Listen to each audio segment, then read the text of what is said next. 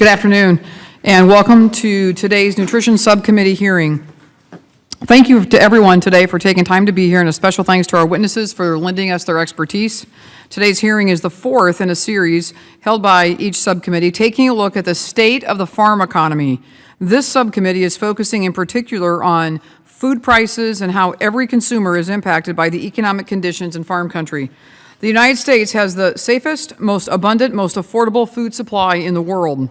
There are many factors that contribute to this. We're blessed with a large amount of fertile land to farm, innovative minds that have pioneered technologies to increase yields, and an infrastructure network that gets products to market quickly and efficiently. One factor that tends to be overlooked in the role of effective farm policies in keeping prices affordable and stable for consumers. While the average American spends 9.8% of their disposable income on food, those with lower incomes who are already estimated to spend 34% of their disposable income on food are much more susceptible to swings in food prices. For them, an increase in the price of food means foregoing other needed purchases. So what goes into determining the price of the food we buy? From the farm to your plate, what costs are incurred along the way?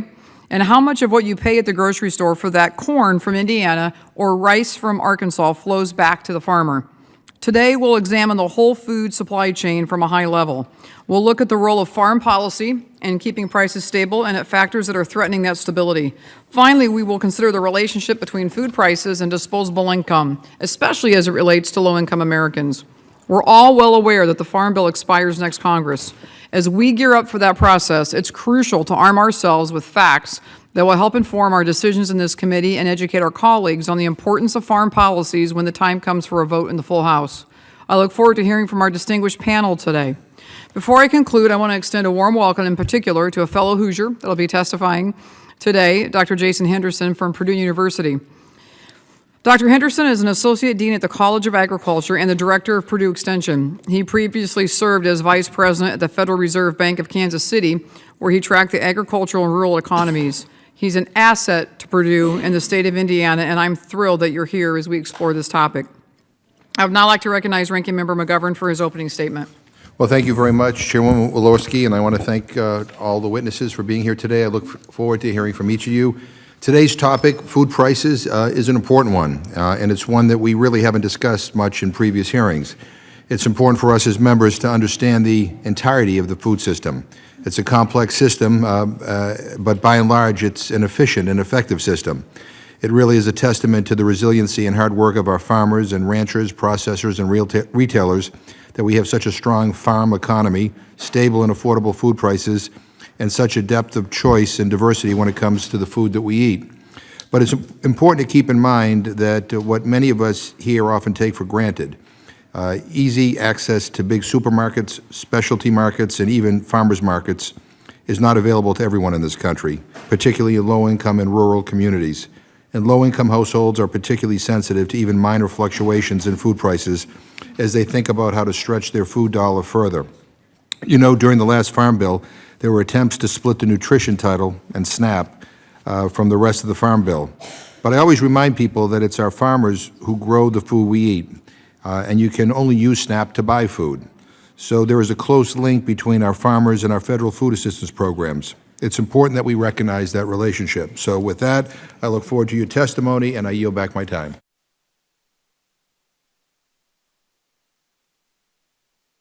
The chair would request that other members submit their opening statements for the record so the witnesses may begin their testimony to ensure that there's ample time for questions. The chair would also like to remind members that they will be recognized for questioning in order of seniority for the members who are here at the start of the hearing.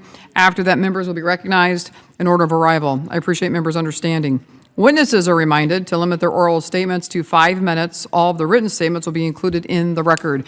Before I introduce our distinguished panel, I want to welcome the chairman of the Agricultural Committee, Chairman Conaway. Thanks for being here today. Well, thank you, and I thank our panelists for being here. Looking forward to their testimony. I'd like to welcome our panel of witnesses, experts to the table. Dr. Jason Henderson, as I said before, Associate Dean and Director of Purdue Extension, College of Agriculture, West Lafayette, Indiana. Dr. Ephraim Liebtag, Assistant Administrator, Economic Research Service, U.S. Department of Agriculture, Washington, D.C. Dr. Andrew Herrig, Senior Director of Sustainability, Tax and Trade, Food Marketing Institute, Arlington, Virginia. Dr. Henderson, please begin when you're ready. Great. Chairman Walorski, Ranking Member McGovern, and members of the subcommittee, thank you for this opportunity to speak with you today. As a representative of Purdue Extension, our ability to provide life-enhancing, research-based educational opportunities hinges on our federal, state, and local partnerships.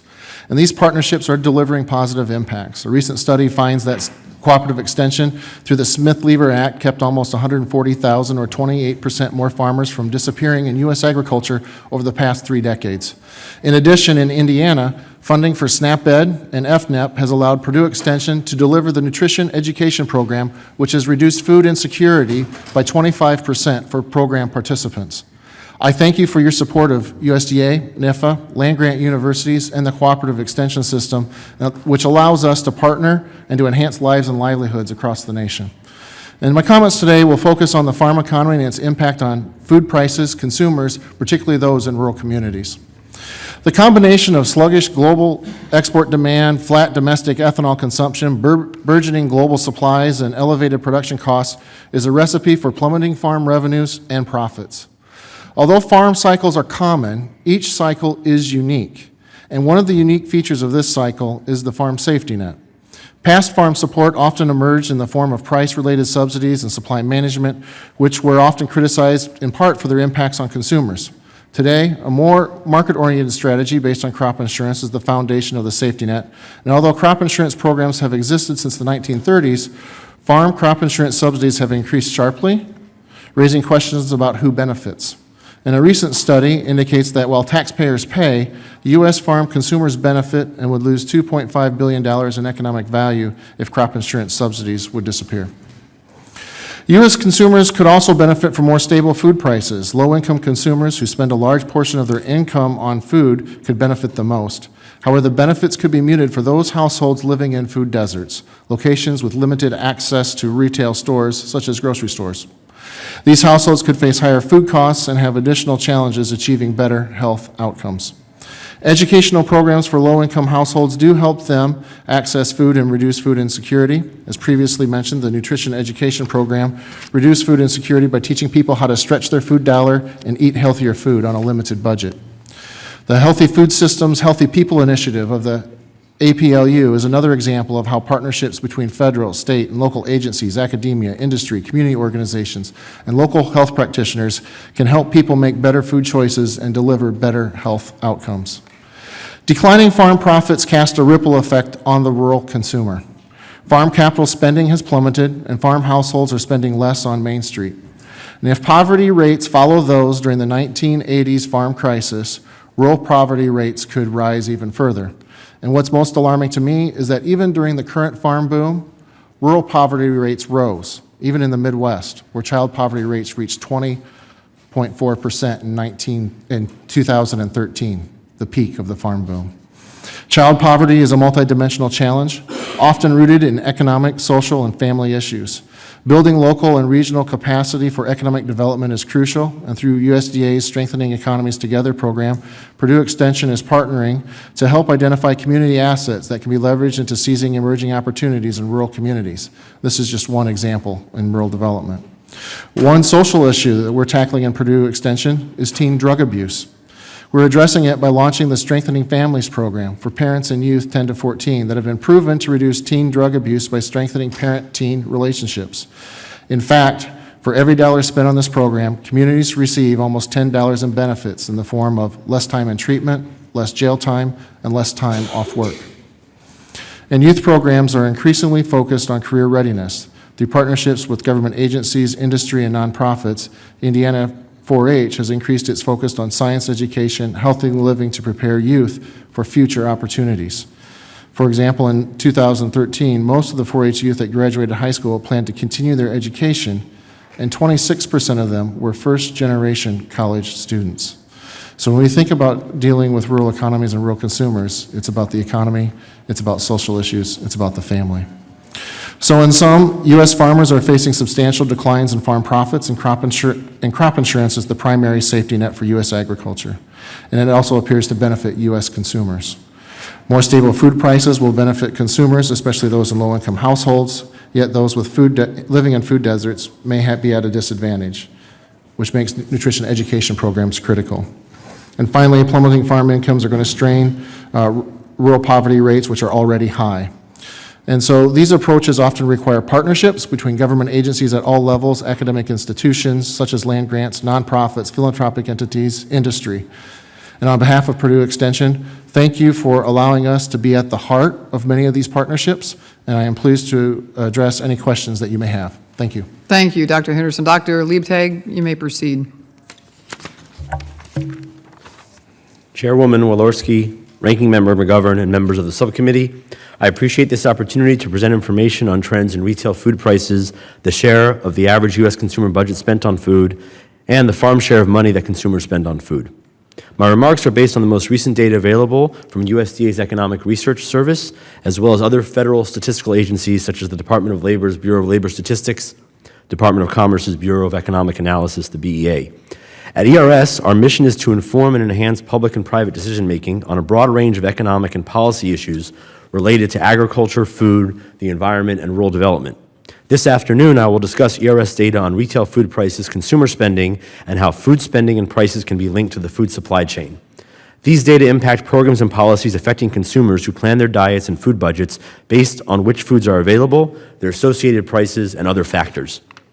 The dynamics of retail food markets are driven by changing trends in both what and how food companies produce and what consumers choose to eat. A major factor during the past 30 years has been the rise in the food away from home share of total consumer food spending. Consumers are eating more outside the home and paying for the added services and convenience. Changes in diet and preferences also influence which foods are available and consumed, as do changes in where food is produced around the world. In order to track and forecast food price changes, ERS uses the Bureau of Labor Statistics Consumer Price Index, the CPI, for food and its subcomponents.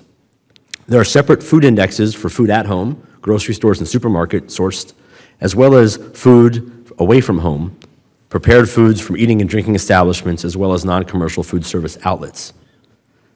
Looking at our recent trends, overall food prices in 2015 rose 1.9%. Grocery store prices were up 1.2%, while restaurant prices rose 2.9%. Food price inflation varies across categories, though.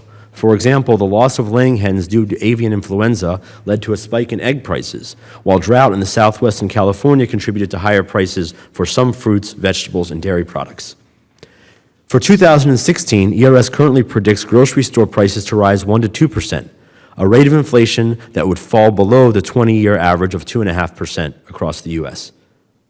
We update our food price forecast monthly and revise estimates if conditions such as the crop outlook or weather-related conditions change significantly.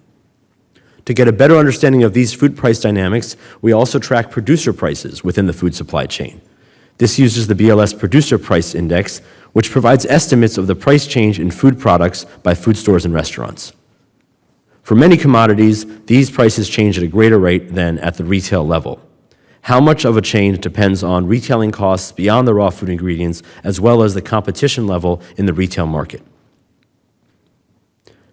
Even when rising production and ingredient costs result in increasing retail food prices, impacts might be small relative to those underlying costs. For example, in 2011, corn, wheat, and soybean prices were up by about 40%, while grocery store prices rose 4.8%.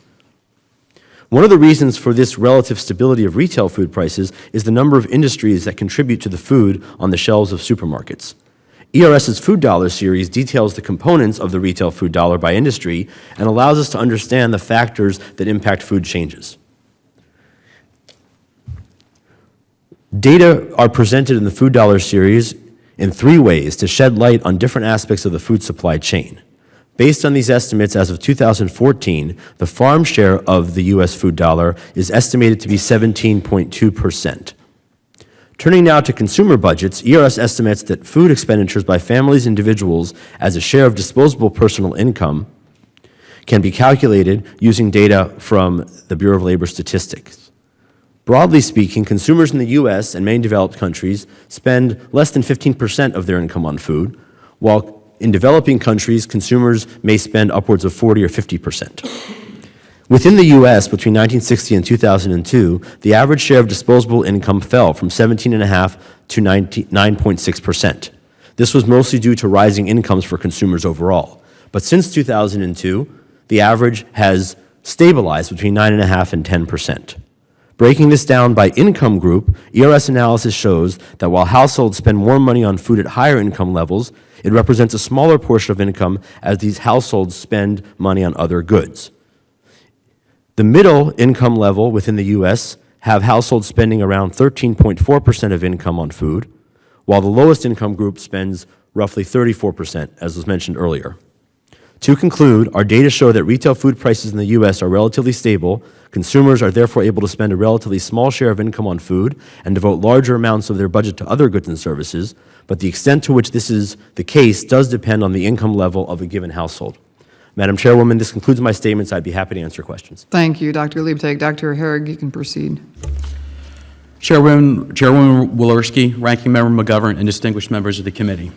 Thank you for the opportunity to testify before the subcommittee today on food prices and the consumer. I am Andrew Herrig, Senior Director of Sustainability, Tax, and Trade at the Food Marketing Institute, which represents food wholesalers and retailers in each congressional district in the U.S. Americans of all income levels are intensely price conscious when deciding what foods to purchase. In survey after survey, low prices remains the single most important attribute that consumers seek in deciding where to shop. Food retailing is an intensely competitive business that averages about a 1% profit margin annually. While FMI's members compete on service, quality, and selection, the role of prices in driving decision-making plays a dominant role in how the industry operates.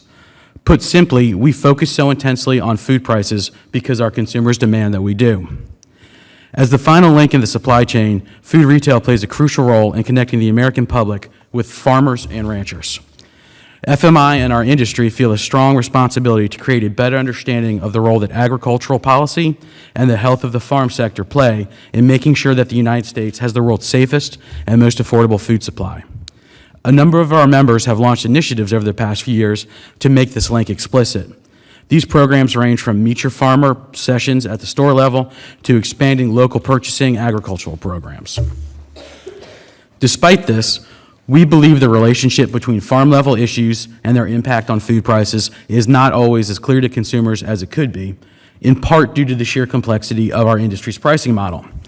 As the other witnesses have made clear, there are often dozens, if not hundreds of factors that go into the price of a product by the time it reaches retailer shelves. When you consider that the average store carries about 40,000 unique items, the number of different variables shaping retail prices blend into an extremely complex algorithm. Admittedly, certain occurrences, including drought and crises like avian influenza, tend to have an obvious link to changes in the cost of food. Other factors can be more confusing. When huge energy cost increases drove up the price of food in 2007 and 2008, many consumers were caught off guard by how energy-intensive farming, manufacturing, and food retailing can be. The disconnect between what is going on at the farm level and how it translates into price increases raises long-term concerns that the entire supply chain needs to address. As the demands on U.S. agriculture increase, it is important that consumers understand these changes so that they can continue to make the best use of their food dollar. One of the most important factors for improving outreach across the supply chain is recognizing that many consumers take a holistic approach to food prices. They focus less on the cost of any single component of their store visit and more on the total cost of building and preparing a meal. As a result, consumers have become particularly adept, particularly at lower income levels, at addressing price increases by scaling back the purchase of expensive items and substituting in less expensive alternative foods. This has been especially true of the protein category. Drought, avian influenza, PED, and a number of other factors have all contributed to large changes in price that consumers have had to adapt to. As these changes occurred, consumers adjusted their own purchases to maintain their overall quality of their diets. Retailers have responded to this by adopting a variety of strategies to help the American public in these efforts. A number of FMI members, for example, have limited the cost increases they pass along to consumers on an extensive list of staple products. The last few years has also seen a much broader use of private label brands that are often lower priced than national brands. Retailers have found that as they respect and promote a focus on total food costs and the total food bill, they are often rewarded with shoppers' loyalty. When we talk about food prices, however, it is also important to acknowledge the role that regulatory changes play in driving the prices paid by consumers. The industry is currently in the process of implementing the Food Safety Modernization Act, the most significant change to food safety laws in over 70 years. FMI supported many of the changes proposed in FSMA, but the sheer scope of the law is almost certainly going to impact consumers. Similarly, the FDA's chain restaurant menu labeling regulation could have broad impacts on supermarket buy local programs, food waste, and the cost of prepared foods at the store level. Even state-level laws, such as Vermont's GMO labeling requirement, can expand to have national implications. That being said, the flexibility and resilience shown by the American consumer should be heartening to everyone in the food supply chain. Despite sometimes sharp and occasionally unexpected changes to price in a number of different categories over the past few years, consumers continue to adopt their purchasing strategies. Moving forward, as new demands are placed on the supply chain, producers, manufacturers, and retailers are going to be called on to be equally as adaptable. Thank you for the opportunity to testify this afternoon. I look forward to answering any questions you might have. Thank you, Mr. Herring. Dr. Henderson, and to all of you, thank you for your expertise. And you know that we've been looking at this issue in the subcommittee of the past, present, and future of SNAP.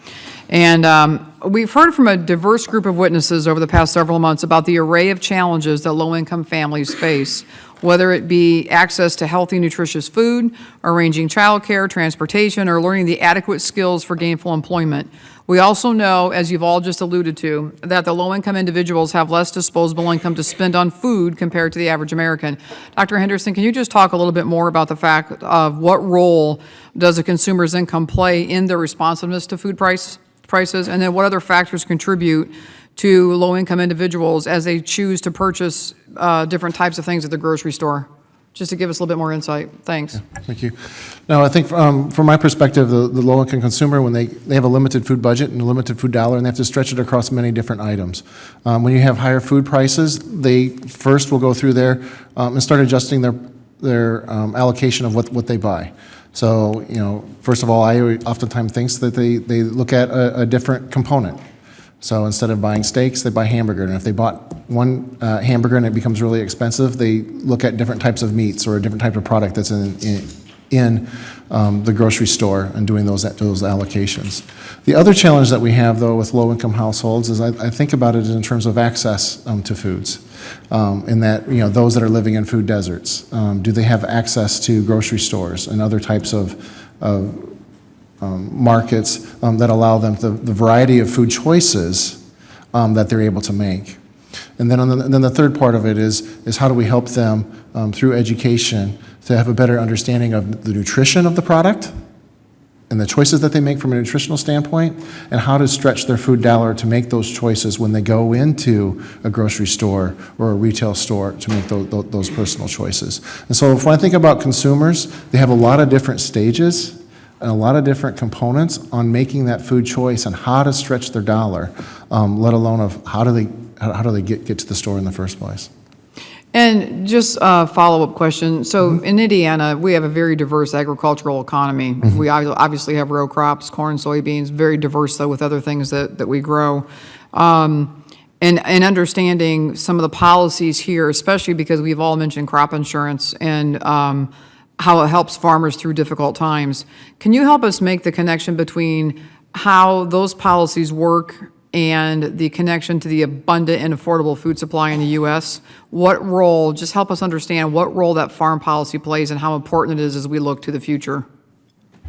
Farm policy and crop insurance, it provides that downward, the protection against the downside risk of short crop, extremely low prices, and the risk that you have on the rent of regeneration.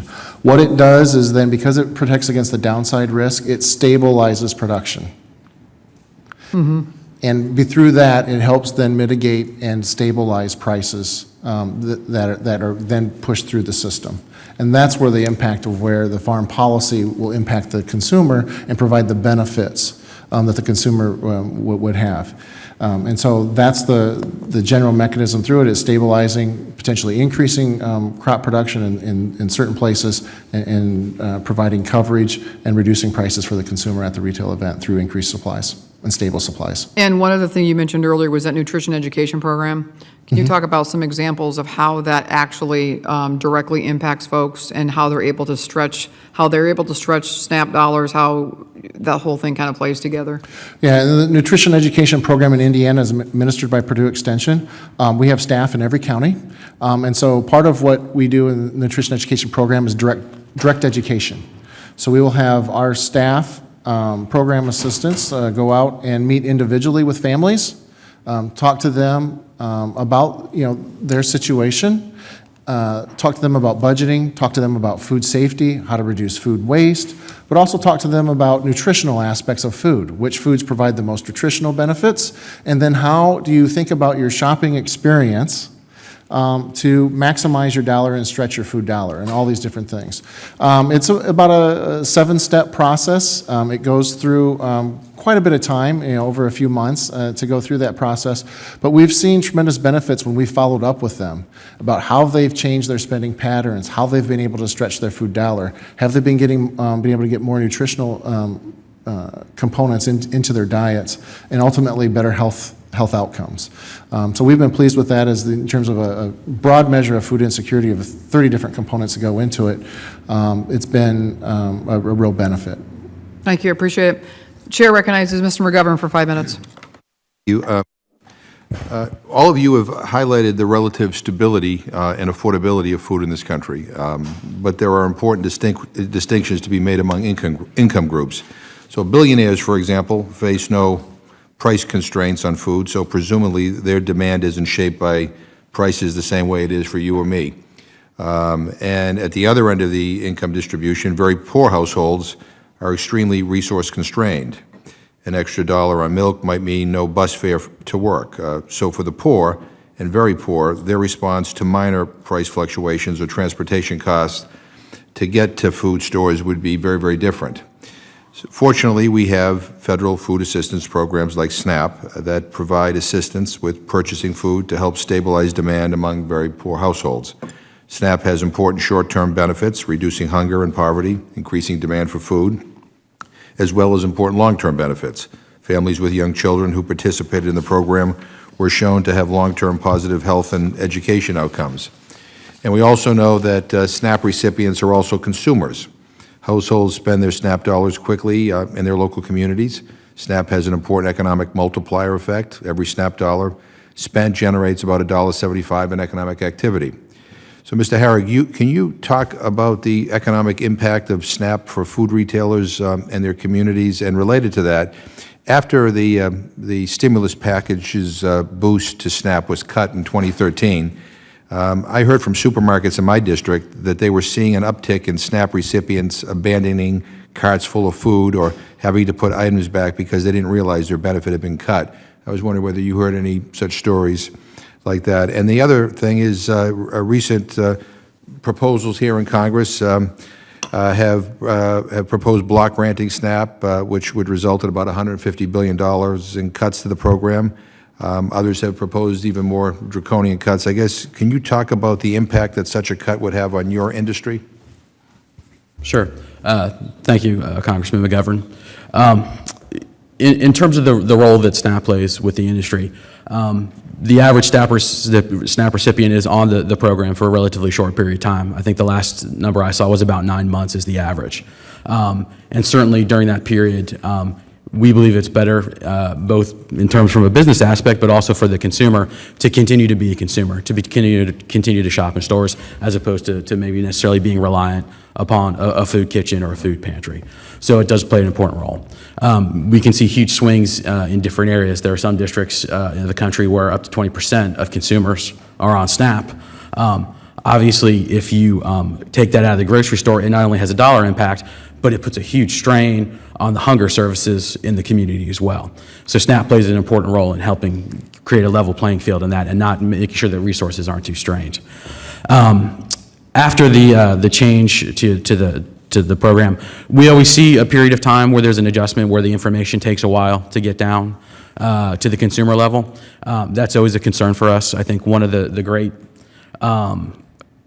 success stories of it has been over the years a switch to EBT because it's helped take a lot of the stigma away from SNAP, and people are able to use it in a much more discreet way where they don't always have to feel like they're sort of, there's a spotlight on them. And so when we start to see people having to put stuff back, or our cashiers having to say, this is no longer, eligible, or you've exceeded your amount, that's a problem for us. We're worried about the consumer, so that's a long-term concern for us on the program too, that we always have time as these changes are made to communicate it to the participants and spread the word. Right, but as it stands right now, the benefit, for most families doesn't allow them to be able to afford groceries for an entire month. Oftentimes, they buy groceries and they end up at a food bank or a soup kitchen or at a church trying to get additional food.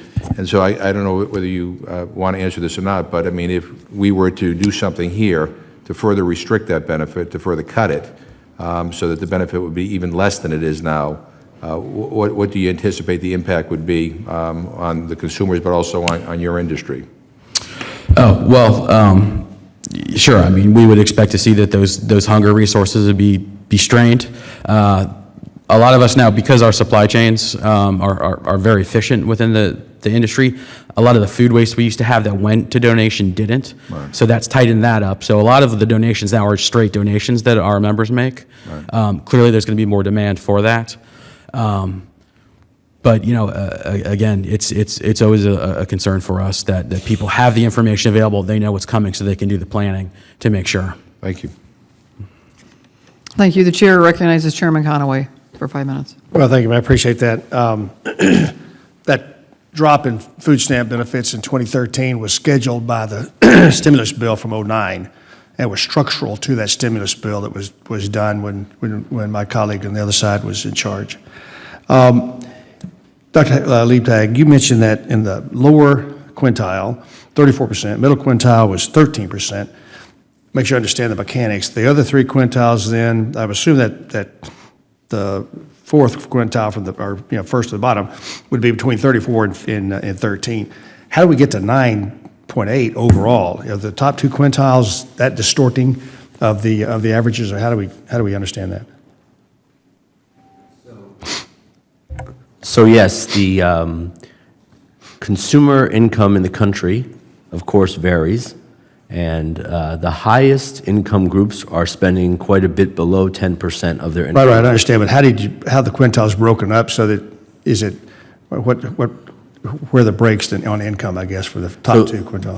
The way that the break works is that we take the entire survey of households, consumer expenditures, okay, and all the households report income, and we take 1/5 of the households, and that's the first 20% in order of income, lowest to highest, second, third, fourth, and fifth. So it's dividing the population into 5 groups. Okay, I got you.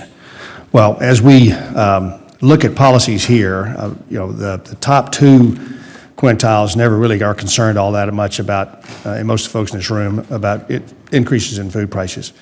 And so as we look at policy changes, whatever they might be, I hope our team collectively can focus on that bottom two quintiles, because those are the folks who have the least flexibility to be able to adjust to it and are the most conscious about that deal. So whether it's a farm bill change or a SNAP change or whatever it might be, that's the group that I hope all of us have in our mind's eye when we talk about that group. On the for either you or Dr. Henderson, 17 cents, 70.2% goes to the farmer. The other 82 plus cents, where does that go? How's that broken up between the other folks in the food chain? So the 17.2 cents or percent is what we call the farm share. Okay. The remainder is what is known as... Now, is that specifically the farm? That's the farmer piece? Yeah. No middleman between him and that 17 cents? The 17 cents is the value of the sales for each dollar that goes back to the farmer. Okay. Now, the farmer has to pay out of that, so there's two parts there. Right. He's got input costs. Yes. That's but the other 80... Right. The other 82, 83% distribute across the other industries in the food supply chain. Yeah, could you break that out for us? Yeah. Between distributors and however you break that out? Yes. So there, of course, is wholesale, retail, and food service, kind of at the further end of the chain. There's also transportation, packaging, energy. I'm looking down at my notes here. We have about 12 categories of industries. You said 12 Yeah, there are 12 industry groups that contribute to the other 80? significantly to the food supply. Okay. And that other 82-odd%. Which of the 12 gets the most of that? Who's the highest? The largest industry share is for food service, which is the final. Away from home. Away from home. All right, and that's what? What's that? And that's how much? About 33 33 cents, okay. Yeah. And the next largest would be? The next, I'm looking at my numbers here. The next largest in the industry group is food processing at 15, retail at 13, and then Okay. going down from there. All right, so I appreciate that, because I do think it's helpful for folks from time to time when they see these, and there could be some sizable numbers, either food stamps or support programs. Somehow, that number is out of context with the 17 cents gross that our farmers get. Any sense of what the net is for farmers? For our industry series, it's about 10.5%. Is So net. about 10. So they have the 17, then they pay for their input costs, like you said. But that doesn't count anything to them. That's pre-compensation to the farmer himself. him or That's right. herself. That takes it back to the farm for, All the farm inputs, the fertilizer costs, seed costs. that's been accounted for from the and 17 to get down to 10. To So down- that's what he or she then has to feed his family or her family That's off right. of. So that That's right. I appreciate that. We have some other questions, but I'll yield back to the team. Thank you all for being here this morning. Appreciate it. Thank you. The chair recognizes Congresswoman Delbede for 5 minutes. Thank you, Madam Chair, and thanks to all of you for being here with us today. Dr. Liebtag, in your testimony, you talk about the volatility of commodity prices and how higher inputs are certain to increase food prices. But what about when prices go down? So it's particularly relevant in the dairy sector and milk prices. When prices go down for the farmer, it seems like consumers rarely see lower milk prices. In fact, there's one study by the National Farmers Union that showed that if the retail price for milk is $3.89, the farmer nets $1.35. So who benefits when these lower input, who benefits from these lower inputs but higher prices? So there has been a good amount of research on how the food industry responds to higher and lower costs. And there is a good amount of evidence to what you are referring to in terms of different responses on the up versus on the way down. And part of the understanding of that difference in response is a function of the various parts of the supply chain and the decision those producers are able to make. So we'll talk about retail for an example. Retailers obviously face uncertainty in terms of the supplies that they're going to have to purchase and how much those are going to cost. When things fall in the short term, they may have the option to not pass on all of that savings immediately, and part of that could be because of the uncertainty. And we do see that in a lot of the grocery store. There are many instances over the last 10 or 15 years where there's a quick spike run up, and you see that pretty quickly at the grocery store throughout the supply chain. But then when things drop back down, they're probably slower to adjust. And I'm not a retailer myself, but I would venture to say that part of that is the uncertainty. They don't know how long it's going to stay low, and if they drop too fast, they may come out short. But maybe Mr. Herrig, because representing the retailers, might have a... Thank you. Yeah, certainly, Dr. Liebtag makes a good point. It is the uncertainty that drives that a lot, too. It can also be if other inputs that aren't necessarily that direct input go up at the same time. Energy costs, cost of insurance, those other kind of non-food related costs that businesses have, those can also go up in the meantime. So, like I said, the algorithm that goes into sort of deciding how prices go, there's so many elements of it that sometimes it's not, the direct relationship always doesn't play out at the store level. So based on kind of both of your comments, then, would you think that it's crucial to ensure that any changes, for example, in the dairy safety net, if we're talking about milk, that any changes in the dairy safety net in the future include a mechanism that stabilizes the milk supply so that we avoid kind of flooding the market and then eliminating price spikes and keeping, milk prices stable so that farmers obviously are not impacted when prices go down and aren't seeing any and consumers aren't being charged kind of a higher price even when inputs go down? Dr. Liebtag, I don't know if you have a... I think in terms of the stabilizing prices on the milk, I think there's been a lot of different policies that have been enacted in there. I think the determination for policy is, again, going to be what's the goal on that role, on those different aspects of it in there. What we've seen over the last couple of years, and just looking at the data, is that retail or farm prices and producer prices, that would be kind of the wholesale aspect of it, have a much stronger correlation. And so what I was seeing is that when they're going up and they're coming down, they're a much tighter relationship what they has been over the last few years than what it was maybe 20 years ago. And so what we've seen is much stronger correlation, which would suggest that they're moving together more. One of the challenges with the dairy policy is going to be, what is the goal? How do you tie it with those fluctuations? And it's one of the challenges that farmers traditionally have of balancing the inputs and the output costs. And on the crop side, that's why you do have the crop insurance program. And then quickly, if I can, Dr. Liebtag, the maximum SNAP benefit is based on a market model called the Thrifty Food Plan, the TFP. I wondered if you could talk about how long this has been the basis for SNAP, and has it kept up with the needs of recipients?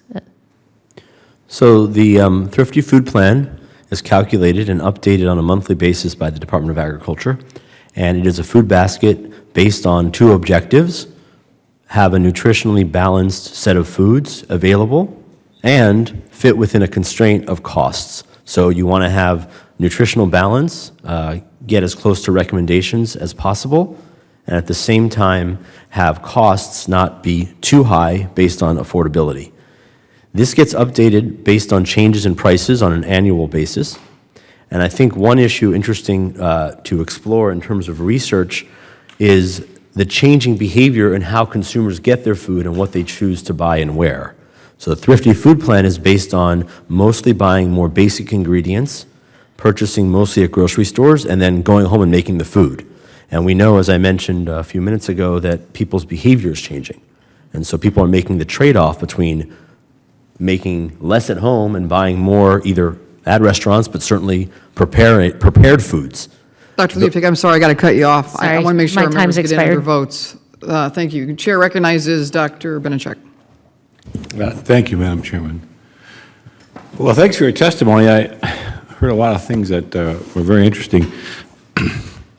Dr. Liebtag, I think you mentioned non-commercial food outlets in your testimony. What's that? You said non-commercial food output? I think that was something you mentioned in your So, testimony. What does that mean? I believe you're referring to the factors in the food dollar, and let me check on the wording in the. Yeah, okay, well, Yeah. and then I had another question and follow up with the chairman's. 32% was one of the inputs in the non-farm pricing. That was the largest one, and I didn't understand what that was. What is that, just eating out? So the overall U.S. food dollar can be broken down by the industries that contribute to the food supply chain. And so we talked about the 10 and the 17 for the farm. So But 32% of the food consumed in this country is consumed outside the home? Is that what that means? 32% of the costs of buying food are from the food service part of the process. So at the end, the food is produced from the farm all the way through the chain, and then it gets to the back door of the restaurant, for example.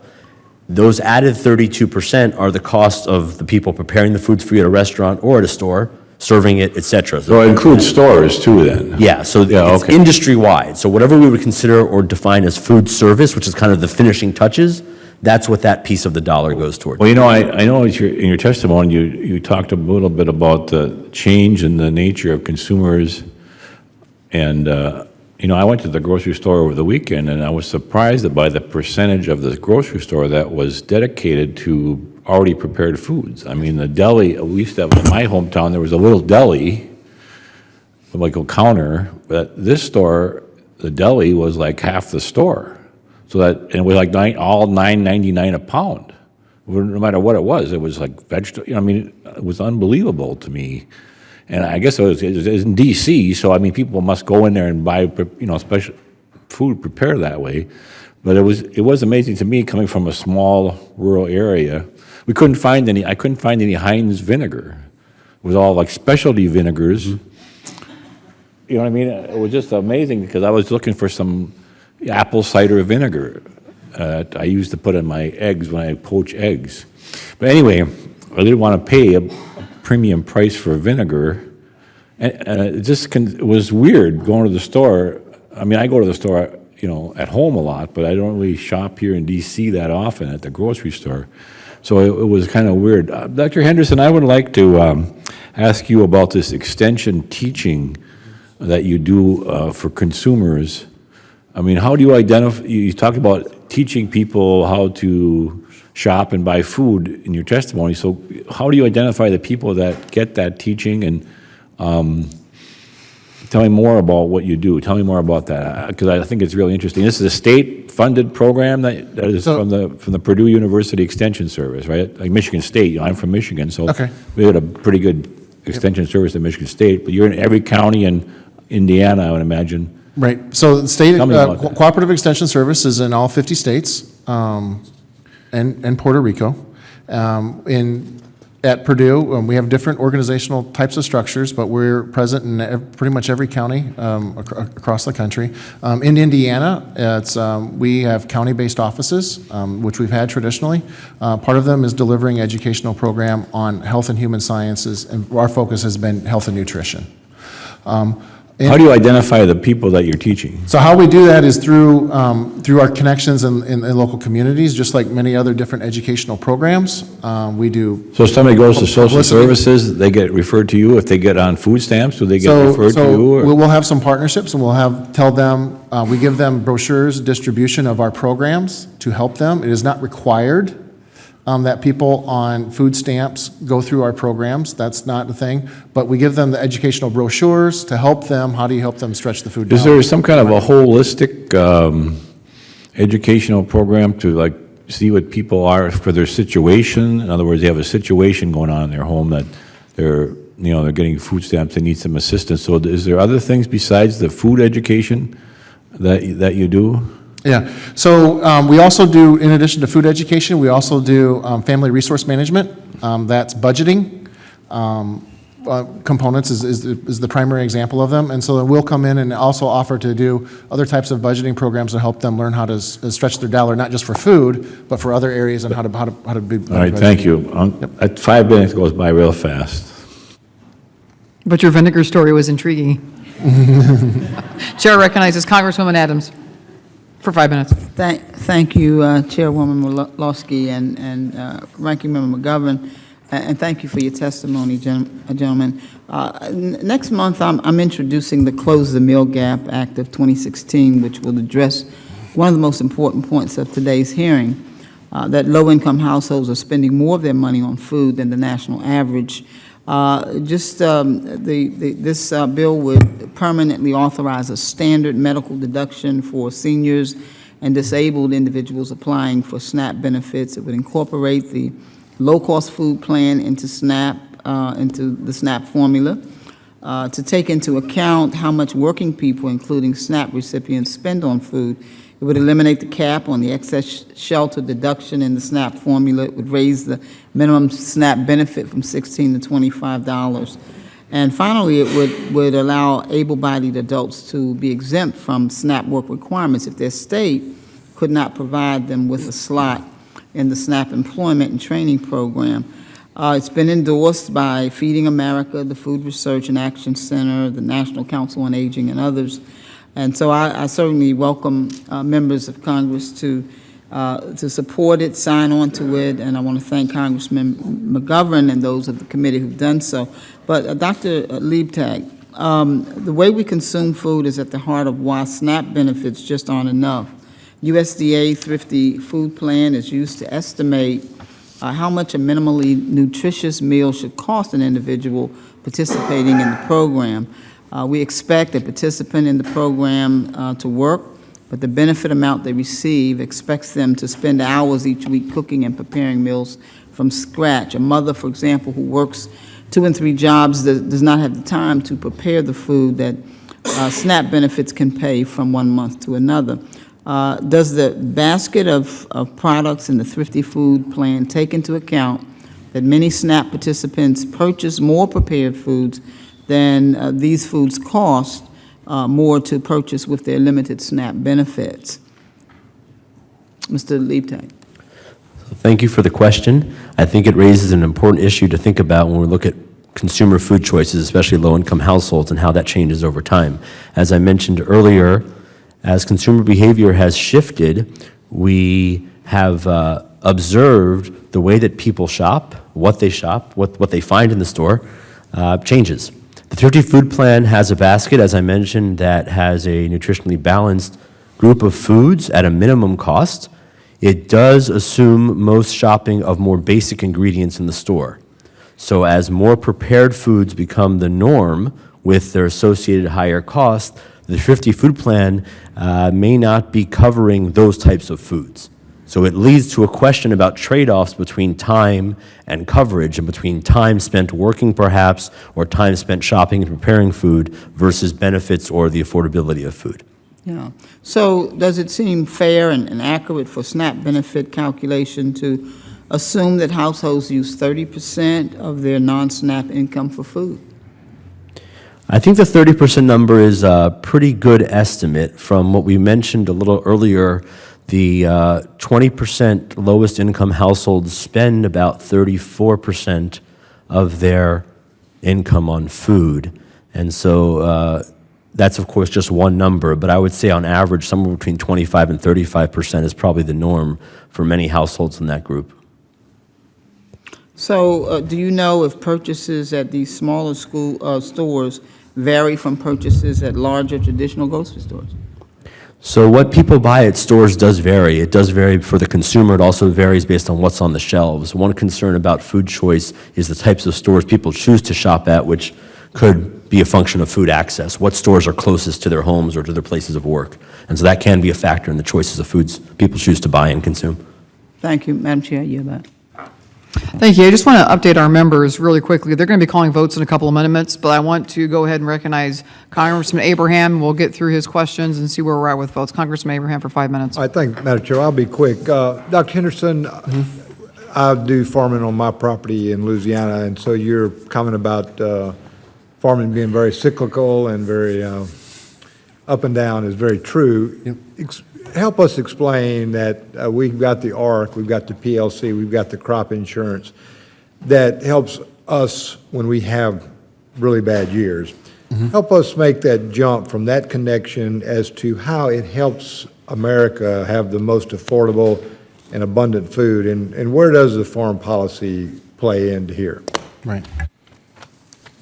The role of foreign policy on many of these different programs, from crop insurance to ARC and all these other different things, I think the primary benefit of what it does is it tries to mitigate the downside risk. It tries to take away the uncertainty for the farmer so that they can plan long-term and the fluctuations from year to year. It provides a more stable food system. In many ways, it also provides opportunities for farmers to plant additional food, and so it expands agricultural production. And that translates to the consumer a more stable food system than what naturally would be, to more stable consumer prices, and ultimately then lower prices as you reduce and extract uncertainty out of the system. Okay, thank you. Madam Chairman, I yield back. I just had that one question. Chair recognizes Congressman Ashford for 5 minutes. Thank you, Madam Chair, and I just have one question because we don't have much time.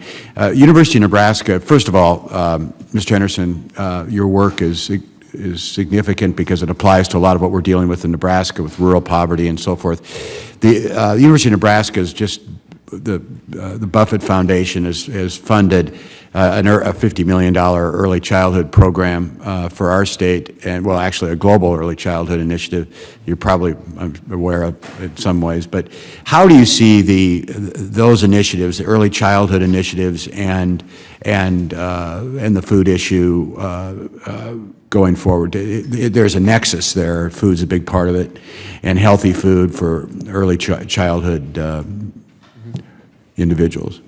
Yeah, I think there's Families. a major nexus between food and children. Right. I think about it just as... But programmatically, maybe it was a vague question. Programmatically, how do we set up, or do you have experience in doing that with early childhood programs, and how we connect that to healthy food and healthy start and that sort of thing? Yeah, so a lot of the different programs that we go through with children, we've been also focusing with them on how do you prepare healthy meals, and what does a healthy meal look like. It's kind of interesting, and a longstanding, I think, tradition and extension is that if you want to teach parents, sometimes you teach the children.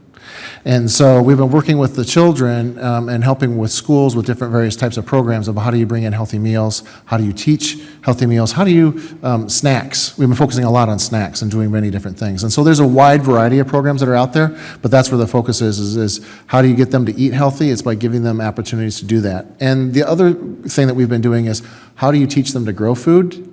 Because what we're also finding is that when they grow food, like tomatoes and peppers, they're more likely to try it and eat it and then enjoy it because they actually grew it. And so there's some other things in terms of that nexus between food and food consumption of how do we bring agriculture and then consumers together in order to help them understand healthy choices.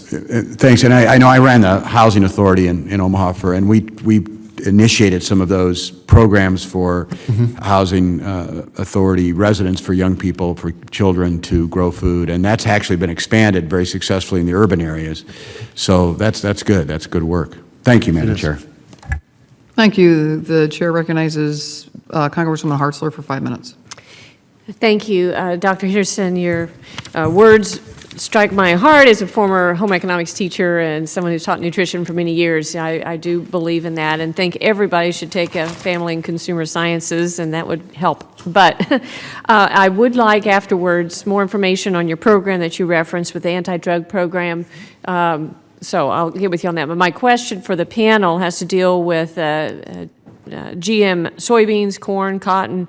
And different studies that have been done shows that biotechnology has increased crop yields by 22%, reduced pesticide use by 37%, and increased farm profits by 68%. Now, even with these large benefits to farmers and the environment, there's a vocal portion of Americans have expressed concern with the use of GM crops.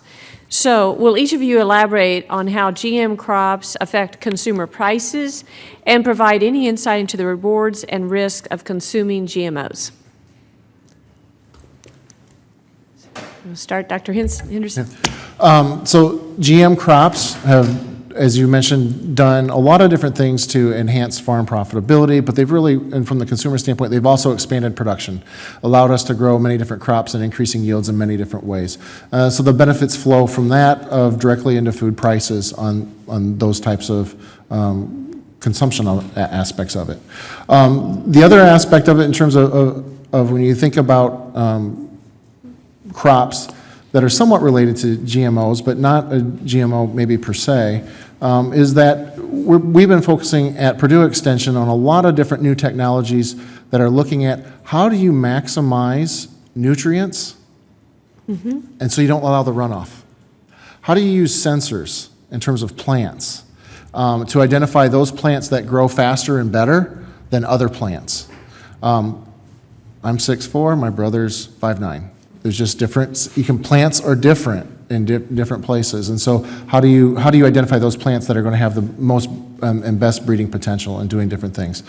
So for us at Purdue, we have a huge plant sciences move, looking at those things and how do you adopt technology that works in there. We're also a lot of different us and colleagues across the country looking at food for health, of identifying plants, their traits that enhance health, becoming nutrient-based and figuring out how can that help food consumption patterns and help identifying those foods that can help nutrition and health that way as well. So there's a lot of different technologies that are being brought out and to support the consumer. Thank you. Dr. Leipzig? Yes. So I think broadly, as this relates to work on food prices, it is correct that as crop yields improve, there are ways in which costs can be lowered, and they have been lowered. And as costs of production are falling or stabilized, that certainly has a stabilizing effect on food prices. In terms of the various methods of production, I think what's interesting to track and follow is the influence of consumer demand or consumer preferences on the way we produce our food and what we produce. So what I've seen in the last 10 or 20 years is that producers, companies, industry, the ag sector adjust to what people want. So From an economics perspective, if people want different attributes and traits, you would imagine that supply and production would meet those, and it's just a matter of what people want and where they want. And I think that remains to be seen in terms of demand for various types of characteristics. Thank you. Mr. Herrig? Thank you.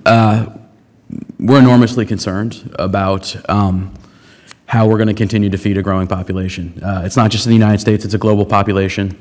And we believe that GMOs or genetically engineered products are an essential part of that, making sure that there is enough food to feed the population. And as we've seen more of sort of an anti-GE effort come in place, you can Google GMO and you can find good science, but you can also find a lot of junk science that comes up at the same time.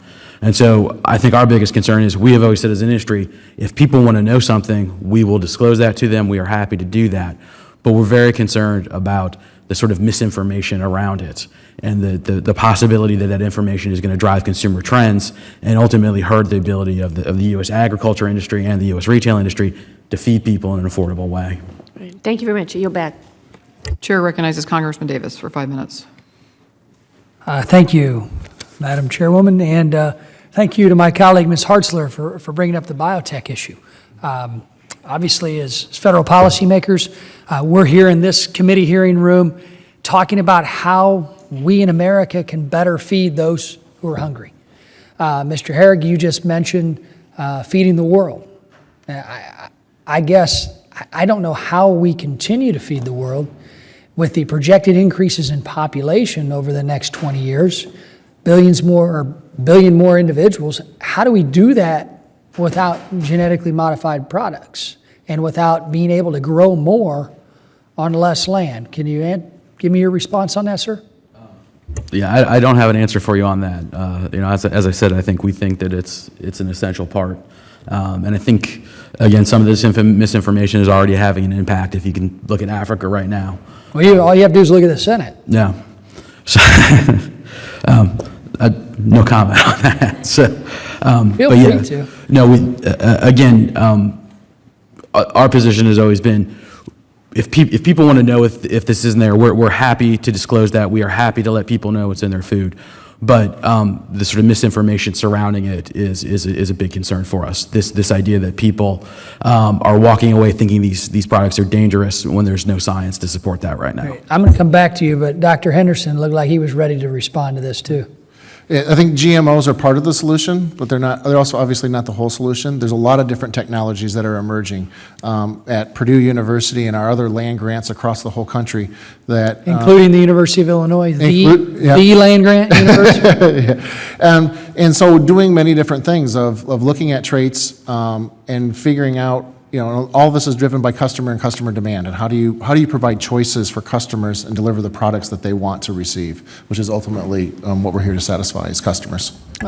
Well, Mr. Herrig, one quick question. In your testimony, you talked about deciding, when consumers decide what products to buy, like nutrition, biotech labeling, and other claims on a food label. In your written testimony, though, it indicates that 75% of consumers almost always use price in deciding to purchase these new products, far more than they consider any other factors.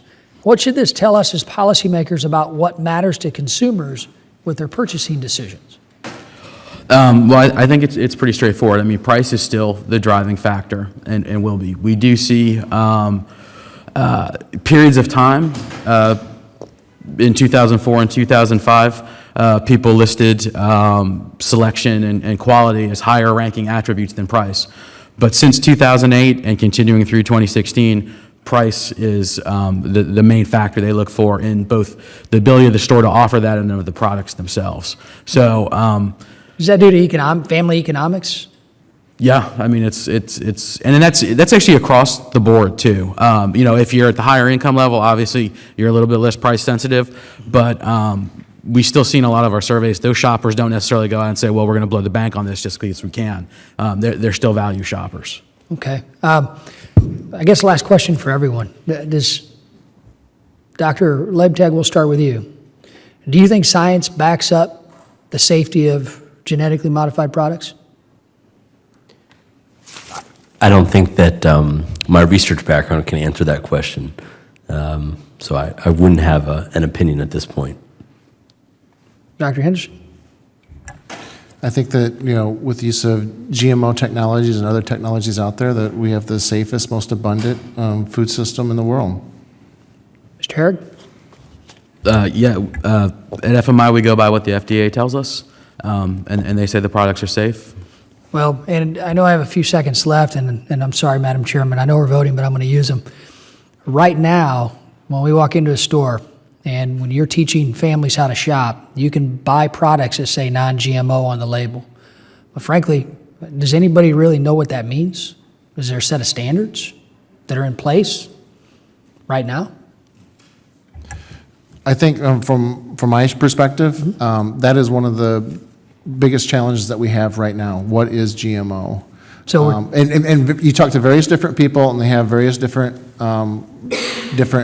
answers of what GMO would be. And then we're also coming up with all these new different technologies that are emerging that push the boundaries of science. And some of them are traditional, more programs and doing different things. So I think the definition of GMO is a bit uncertain. So we're trying to feed people who are hungry. We're trying to give them access to food. And at the same time, because we don't have a set of standards, we're confusing them as to what may be scientifically safe. We got a 66% consensus here on this panel that they're safe, but we're telling them this might be bad for you because of misinformation. So with that, my Gentlemen, I time's got to expired. cut you off there. Thank you, gentlemen- Congressman Davis. I was going to ask him to yield, but He can't yield now, he's done. I appreciate the panel's help in understanding how the farm economy affects the prices consumers find at the grocery store. Making the connection from farm to fork provides a great opportunity for people in both urban and rural areas to better understand our food system. Thank you so much to the panel for providing the context for our overall look at the farm economy, and we thank you for your time. Under the rules of the committee, the record of today's hearing will remain open for 10 calendar days to receive additional information and supplementary written responses from the witness to any question posed by a member. This hearing on the Subcommittee of Nutrition is adjourned.